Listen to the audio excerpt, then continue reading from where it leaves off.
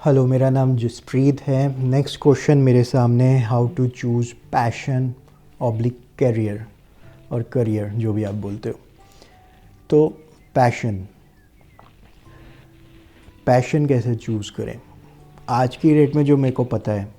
ठीक है, जैसे पर्सनली बात करें, मेरी डॉटर 10 इयर्स की है, तो उससे पूछो वो क्या करना चाहती है, वो डॉक्टर बनना चाहती है।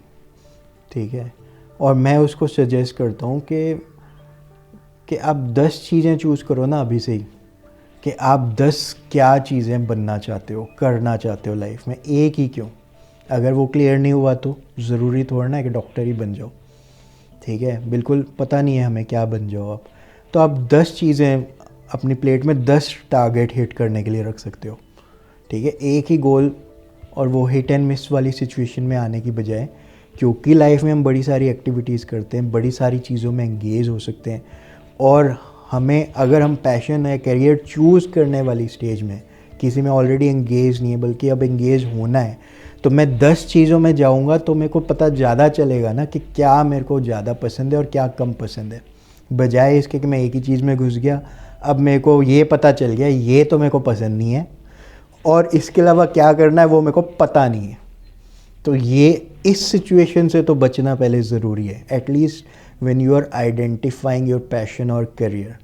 तो हम क्या करेंगे कि हम टारगेट ही 10, 15, 20 चीज़ें ऐसे ही रखते हैं, ज़्यादा डाइवर्सिफाइड, ताकि मैं सारी चीज़ें हिट करने की कोशिश करूं, प्रेपरेशंस करूं। प्रेपरेशन करने के दौरान में मेरे को पता चलने लग जाएगा कौन सी चीज़ें मेरे को इंटरेस्टिंग लगती हैं, कौन सी नहीं लगती हैं, कौन सी चीज़ें मैं ज़्यादा अच्छे से कर पा रहा हूँ, कौन सी मैं नहीं कर पा रहा हूँ। और जो मैं कर पा रहा हूँ उन चीज़ों में ज़्यादा अपना टाइम डिवोट करूँ, उन चीज़ों में ज़्यादा आगे बढ़ूँ, उन चीज़ों को ज़्यादा प्रैक्टिकली एग्जीक्यूट करूँ। तो इस स्ट्रैटेजी के साथ जो मैं अपना पैशनेट करियर चूज़ करता हूँ वो ज़्यादा अच्छा है। उसके बाद फिर क्या होता है कि जब हम जॉब या बिज़नेस एंगेज होते हैं, जॉब में भी एग्ज़ाम्पल ले तो कई लोग पूछते हैं कि मतलब अभी जॉब मिली नहीं है, या सपोज़ उनके पास थी, उन्होंने छोड़ दी, उनको कुछ कारण से पसंद नहीं आई है।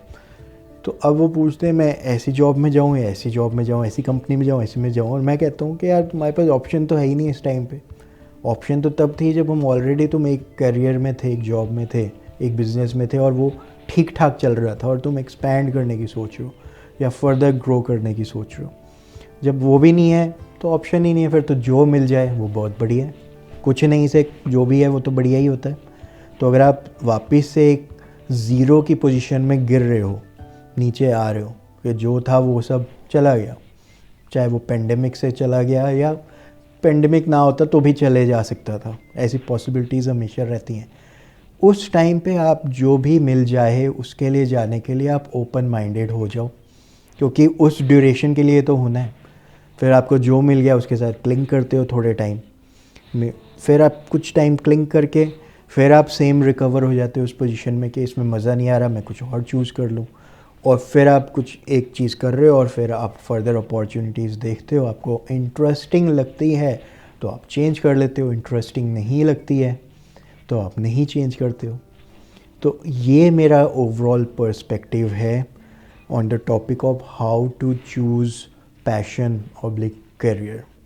ठीक है, आप खुद डिसाइड नहीं कर सकते कि आपको ये ही करना है। ठीक है, तो जैसे बहुत साल पहले मैं कुछ चूज़ कर रहा था कि मेरे को ये ही करना है, वो नहीं हो रहा, नहीं हो रहा तो नहीं हो रहा।